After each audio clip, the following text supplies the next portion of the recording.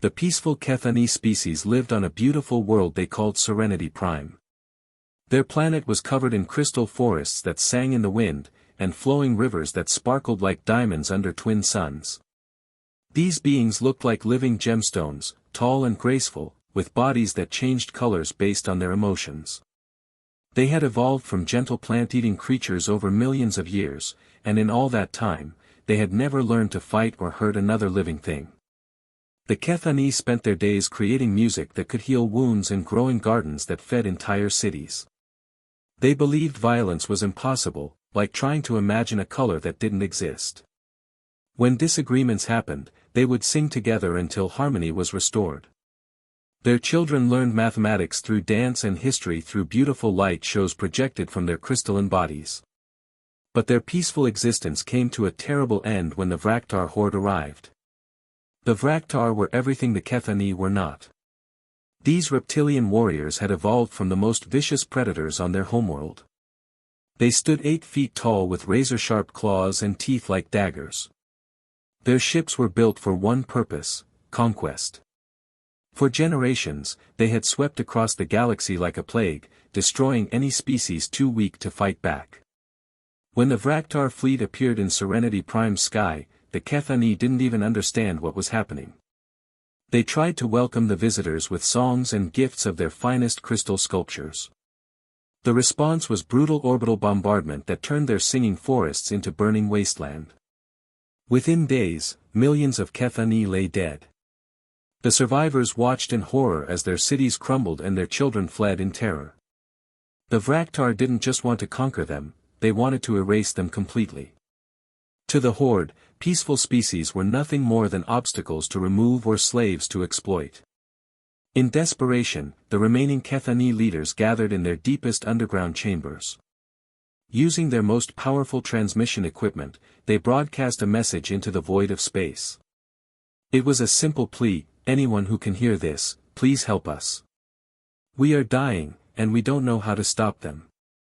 The signal traveled for weeks through the darkness between stars, growing weaker with each passing day. Most civilized species received it and immediately deleted it. The galaxy had learned long ago that standing up to the Vraktar meant certain death. Better to hide and hope the horde passed you by. But the signal eventually reached a small blue planet on the outer edge of the galaxy, a world that most species considered a nightmare realm called Earth. At Earth's Deep Space Monitoring Station in Australia, Communications Officer Lisa Parker was finishing her night shift when strange symbols appeared on her screen. The transmission was unlike anything in their databases. She immediately called her supervisor, then the linguistics department, then finally Admiral Mike Harrison at the United Defense Council headquarters in Colorado. Dr. Jennifer Walsh worked for 18 hours straight to decode the alien language. What she found made her hands shake as she typed her report. An entire species was begging for help against genocidal invaders, and they were calling humans Deathworlders, creatures so dangerous that just living on Earth made them monsters in alien eyes.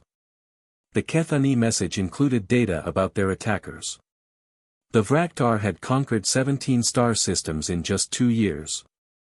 They had enslaved the aquatic Merthani, forced the flying Airkeel into labor camps, and completely wiped out 3 other peaceful species. Their next target after Serenity Prime would be the garden worlds of the Botanical Alliance. Admiral Harrison sat in his office, staring at images of Kethani children hiding in caves while their world burned above them. His military advisors argued about the risks of revealing Earth's location to hostile aliens. Politicians worried about the cost of an interstellar war. Diplomats suggested sending thoughts and prayers instead of soldiers. But Harrison had made his decision the moment he saw those scared alien faces. He stood up, straightened his uniform, and walked into the command center where his staff was waiting. "Ladies and gentlemen," he announced, his voice carrying the weight of history, "prep the fleet. We're going to war." The moment Admiral Harrison's fleet dropped out of hyperspace near Serenity Prime, they knew they were too late to prevent the destruction, but just in time to stop a complete genocide. The planet's surface glowed with fires that could be seen from space. Massive Vraktar warships hung in orbit like vultures, raining death down on the crystal cities below. Captain Jake Morrison didn't wait for orders. His fighter squadron, the Earth's Fury, launched immediately from the carrier bay of the UES Defiance. The human pilots flew their ships in ways that made no sense to either alien species watching. They dove straight into radiation fields that should have cooked them alive, pulled turns that should have crushed their bodies, and fought with a ferocity that seemed impossible for any living creature. The Vraktar had never seen anything like it. Their own pilots were skilled, but they followed predictable patterns based on their reptilian instincts. The humans fought like they were insane, taking risks that no rational being would consider. Within minutes, 3 Vraktar destroyers were burning wrecks tumbling toward the planet's atmosphere. Down on the surface, the surviving Kethani leaders watched the space battle through their remaining observation towers. They had never seen violence before, and the sight filled them with emotions they couldn't understand. Their bodies flickered between colors that had no names in their language, something between terror and hope. When Admiral Harrison's shuttle landed in the ruins of their capital city, the Kethani delegation approached with slow, careful movements. They had agreed to meet these Deathworlders face to face, though every instinct told them to flee. The humans who stepped out of the shuttle looked small compared to the 9-foot-tall Kethani, but there was something in their eyes that made the aliens step back. Harmony singer Veltar served as the spokesperson for his people. His translucent body shifted through worried shades of blue and purple as he tried to communicate with the humans. When he spoke, it sounded like a crystal wind chime mixed with whale songs, beautiful but alien. Dr. Jennifer Walsh's translation device worked overtime to convert the harmonic language into words humans could understand. "We are grateful you came," Veltar sang, his body now glowing soft gold with genuine appreciation. "But we must confess, your species terrifies us. You came here knowing you would fight and possibly die. You chose violence. We cannot comprehend how any thinking being could make such a choice." Admiral Harrison removed his helmet, showing his weathered face and graying hair. To the Kethani, he looked ancient and scarred, like a warrior who had seen too many battles. But his voice was gentle when he spoke. "We understand that you're peaceful people," Harrison said. "That's exactly why we're here. Someone has to stand between you and those who would hurt you. That someone is us." Lieutenant Colonel Amy Brooks stepped forward with tactical displays showing the current situation. The Kethani couldn't look directly at the images of destruction, their bodies flickering to painful reds and grays. Amy quickly switched to showing evacuation routes and safe zones instead. "You don't need to fight," Amy explained. "You don't even need to understand fighting. Just help us get your people to safety while we handle the Vraktar." What happened next amazed the aliens beyond their ability to express. The humans began working in conditions that should have been instantly lethal. The planet's atmosphere was toxic to most species, the radiation levels were off the charts from the orbital bombardment, and the gravity was crushing by galactic standards. But the humans just put on their equipment and got to work like it was another day at the office. Captain Morrison's Marines set up defensive positions in areas where the background radiation would have killed most alien species in minutes. They breathed air that was barely breathable, walked through rubble that would have crushed weaker bones, and carried wounded Kethani to safety through environments that registered as uninhabitable on every sensor. The Kethani watched in wonder as human medics treated their injured without any concern for their own safety. These Deathworlders didn't just tolerate hostile conditions, they seemed to thrive in them. When a Vraktar landing force tried to establish a ground base near the refugee camps, the humans drove them off using tactics the reptilian warriors had never encountered. The aliens began to understand that Earth wasn't just a dangerous world that had produced tough survivors. It had created something far more remarkable, a species that could adapt to any environment and would willingly face any danger to protect innocent lives. The galaxy was about to learn what humans meant when they said someone was under their protection. Major Tom Rodriguez crouched behind the twisted remains of what used to be a Kethani art gallery, studying the Vraktar fortifications through his tactical scope. The reptilian invaders had set up their base in the center of the ruined city, confident that no force in the galaxy would dare challenge them directly. They were about to learn how wrong they were. Rodriguez had been fighting wars since he was 18 years old, from the jungles of South America to the frozen wastelands of Antarctica. But this was different. This time, he wasn't just fighting for his own people, he was fighting for an entire species that couldn't fight for themselves. The Vraktar had never faced real resistance before. For centuries, they had conquered peaceful civilizations by simply showing up and demanding surrender. Their tactics were brutally simple: land overwhelming forces, destroy anything that moved, and claim the planet. It had worked perfectly until now. War Chief Gorthak stood in his command bunker, his reptilian features twisted in confusion as reports flooded in from his field commanders. These humans were doing things that made no sense according to everything the Vraktar understood about warfare. They attack from directions that should be impossible, one commander reported, his voice shaking with something the Vraktar had never experienced before: fear. They move through areas so toxic our sensors can't even function. They appear behind our lines when there's no way they could have gotten there. Gorthak slammed his clawed fist on the tactical display. They're just another species. Kill them. But that was exactly the problem. The humans weren't fighting like any species the Vraktar had encountered. They were fighting like the planet itself had come alive to defend the Kethani.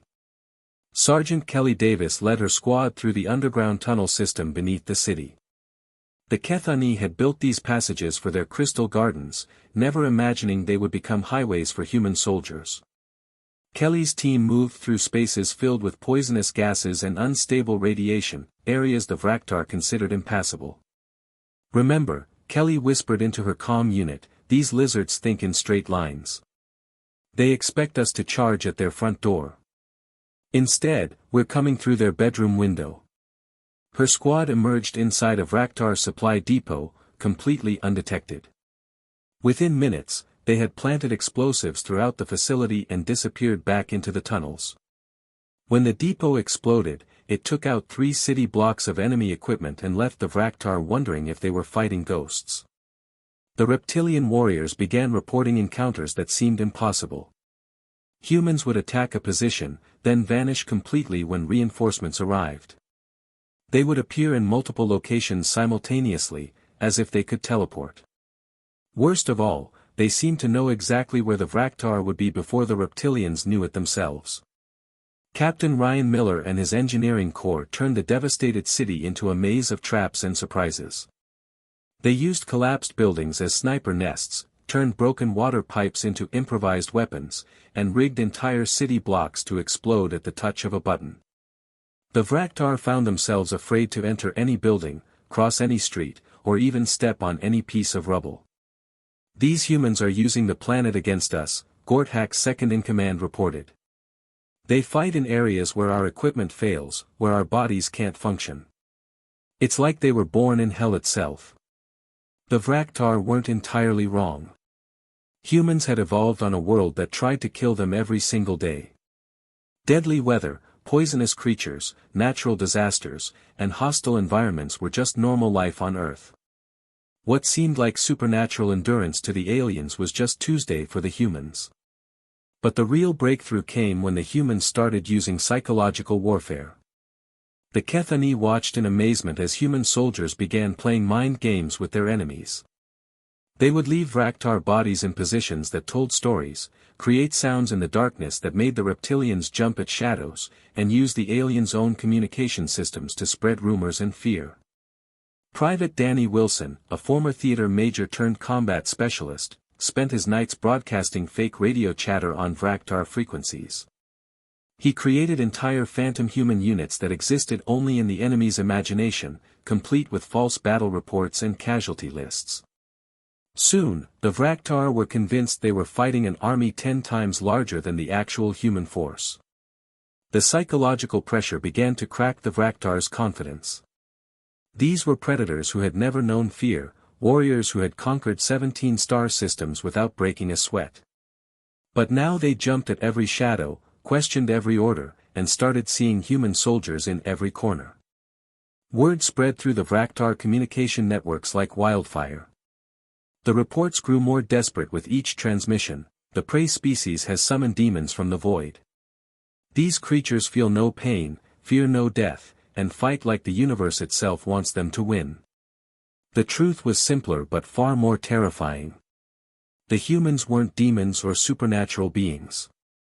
They were just a species that had learned to turn any environment, any situation, and any disadvantage into a weapon. The galaxy was about to discover what happened when you threatened something a human had decided to protect. The news traveled faster than light across the galaxy, carried by quantum communication networks that connected every civilized world. For the first time in over 2 centuries, the Vraktar horde was retreating. Species that had hidden in fear for generations emerged from their shelters and bunkers, hardly daring to believe what they were hearing. On the water world of Oceania Prime, the aquatic depth swimmers gathered in their remaining coral cities, their bioluminescent bodies pulsing with excitement. For 3 years, they had watched helplessly as Vraktar mining ships stripped their ocean floors bare, poisoning the waters that had been their home for millions of years. Now, strange reports were coming in about creatures called humans, who had actually made the horde run away. Commander Jessica Taylor stood in what used to be a beautiful Kethani healing center, now converted into a refugee camp housing thousands of displaced families. The building's crystal walls still hummed with faint melodies, though many were cracked and broken from the bombardment. Taylor had been a military officer for 15 years, but she had never seen anything like the gratitude in these aliens' eyes. The Kethani children were the most heartbreaking. Their small crystalline bodies should have sparkled with the bright colors of youth and curiosity, but instead they flickered with the pale, frightened hues of trauma. Taylor watched as her medics worked patiently to earn their trust, offering them human candy bars and showing them pictures of Earth's animals on their tablets. Healing singer Morthes approached Taylor with slow, graceful movements. The Kethani elder stood nearly 10 feet tall, her ancient body showing the deep amber glow of wisdom mixed with the soft blue of deep sadness.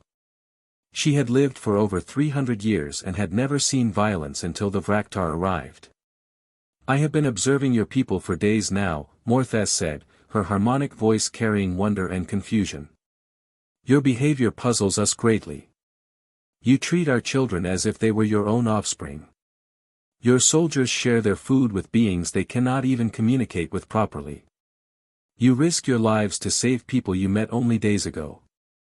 Taylor was helping a young Kethani mother whose arm had been crushed during the evacuation. The human medic worked carefully, her hands steady despite the radiation burns covering her own arms. She looked up at Morthes and shrugged. "You needed help," Taylor said simply. "That's enough." But to Morthes, it wasn't simple at all. The Kethani had studied hundreds of species across the galaxy, and they all followed predictable patterns.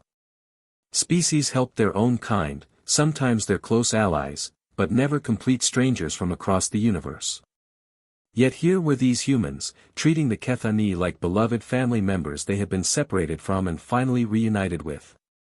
The humans didn't just fight for the Kethani, they adopted them. Human soldiers shared their rations with alien refugees.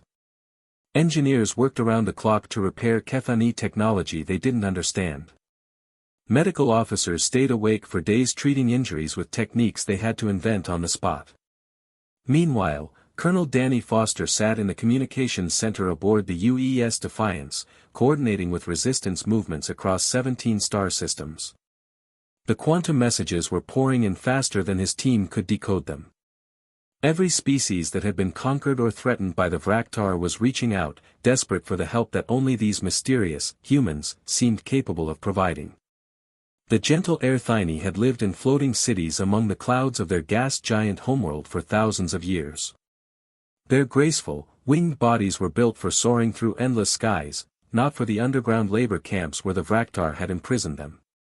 Their message included video recordings that made Foster's jaw clench with anger: beautiful, peaceful beings forced to mine toxic crystals in caves that slowly poisoned their delicate respiratory systems. The plant-like Verdani had sent detailed reports of how Vraktar terraforming equipment was turning their garden worlds into barren wastelands. Entire continents of living forests were being burned to make room for Vraktar breeding facilities. Each message told the same story: peaceful species being crushed by predators who viewed compassion as weakness and kindness as an invitation to violence. But now, for the first time, there was hope. The humans had proven that the Vraktar could be stopped. Deep in space aboard his flagship, Vraktar Supreme Commander Karnake stared at the tactical displays with growing dread. He was the most successful military leader in Vraktar history, having personally commanded the conquest of 9 star systems. His reptilian features bore the scars of 100 victories, and his massive frame had never known defeat. But the reports coming in from Serenity Prime made no sense. His ground forces were retreating from creatures half their size. His ships were being destroyed by fighters that should have been easily swatted aside. Worst of all, his warriors were reporting that they were afraid, an emotion that most Vraktar couldn't even properly understand. "These humans fight like nothing we've ever encountered," his chief advisor reported, his voice shaking. "They don't just defend, they protect. They've turned every Kethani civilian into something they're willing to die for. It's like they've adopted an entire species as their own children." Karnake's claws scraped against the metal deck. For 200 years, the Vraktar philosophy had been simple: might makes right, fear ensures obedience, and the weak exist only to serve the strong. But these humans had introduced something entirely new to the equation, the idea that strength could be used to protect rather than dominate. The galaxy was watching, waiting to see what would happen when an unstoppable force of conquest met an immovable object of protection. The answer would reshape the balance of power among the stars forever. 6 months had passed since Admiral Harrison's fleet first arrived at Serenity Prime, and the galaxy looked completely different. What had started as a desperate rescue mission had grown into something that changed the balance of power among the stars forever. The mighty Vraktar horde, which had terrorized peaceful species for over 2 centuries, no longer existed as a fighting force. Some warriors had died in battle, unable to accept that their philosophy of conquest through fear had failed. But thousands more had surrendered, confused and broken by their first taste of defeat. Dr. Rebecca Stone ran the rehabilitation programs for captured Vraktar soldiers from a converted space station orbiting Earth's moon. The work was unlike anything she had done in her 20 years as a psychologist. These weren't human criminals who had made bad choices, they were an entire species that had evolved to be predators and had never learned that strength could be used for anything except domination. The key breakthrough came when we introduced them to human military working dogs, Dr. Stone explained to her research team. These Vraktar warriors couldn't understand how a predator like a German Shepherd could be trained to protect instead of hunt. Once they saw that even Earth's predators could learn to guard the innocent, something clicked in their minds. The transformation wasn't easy. Many former Vraktar warriors struggled with depression and confusion as their entire worldview collapsed. But those who adapted became some of the most dedicated protectors in the Alliance. They understood the mindset of predators better than anyone, making them perfect for identifying and stopping future threats. The Terran-Keth Protective Alliance had grown far beyond what anyone had imagined possible. What started as humans protecting one peaceful species had become a galactic network of 47 different worlds. The gentle Airthini brought their mastery of atmospheric engineering. The aquatic depth swimmers shared their knowledge of underwater cities. The plant-like Verdani taught sustainable agriculture that could work on any world. Each species contributed something unique, but they all shared one thing in common: they had been saved by humans who asked for nothing in return except friendship. Admiral Harrison stood before the Galactic Council for the first time in human history. The massive chamber on the neutral world of Nexus Prime had been built to accommodate hundreds of different alien species, but it had never seen anything like the delegation from Earth. The council members whispered among themselves as Harrison walked to the speaking platform. These politicians and diplomats represented thousands of civilizations, but most of them had spent their careers hiding from threats rather than confronting them. The human admiral, with his gray hair and battle-scarred face, looked like something from another age, a warrior protector from a time when leaders fought alongside their people. Honored delegates, Harrison began, his voice carrying clearly through the chamber's translation system. 6 months ago, most of you had never heard of humanity. Those who had considered us dangerous primitives from a death world. You weren't entirely wrong, we are dangerous. But we're dangerous to those who threaten the innocent. A murmur ran through the assembly. Several species had tried to claim credit for the Vraktar defeat, while others had offered after-the-fact support once it was clear humans had won. Harrison's next words cut through their political maneuvering like a knife. "We don't want to rule anyone," he continued. "We don't want tribute or territory or special privileges. We offer something simple: protection. Any peaceful species facing extinction can call on humanity, and we will answer. But understand this clearly: any aggressor who threatens our allies will discover why Earth is considered a death world." The silence that followed was profound. For the first time in galactic history, a species had claimed the role of universal protector and had the power to back up that claim. Captain Morgan Lewis stood on the bridge of the UES New Horizon, watching the stars stream past as her ship entered hyperspace. Behind her, a mixed crew of humans and Kethani worked side by side, preparing for their arrival at the refuge system. This would be the first joint colony established by the Alliance, a safe haven for survivors from 17 different worlds that had been devastated by the Vraktar. The colony ship's cargo holds contained more than just supplies and equipment.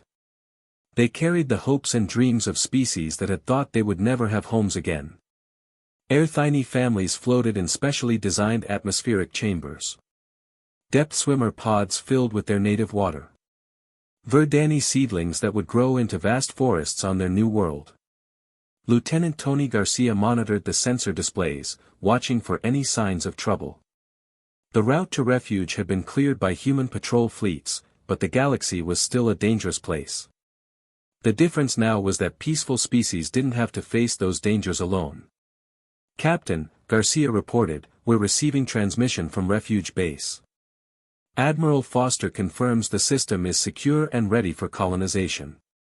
Lewis nodded, but her attention was drawn to the viewport where Kethani children pressed their crystal faces against the reinforced glass, watching the stars with wonder instead of fear.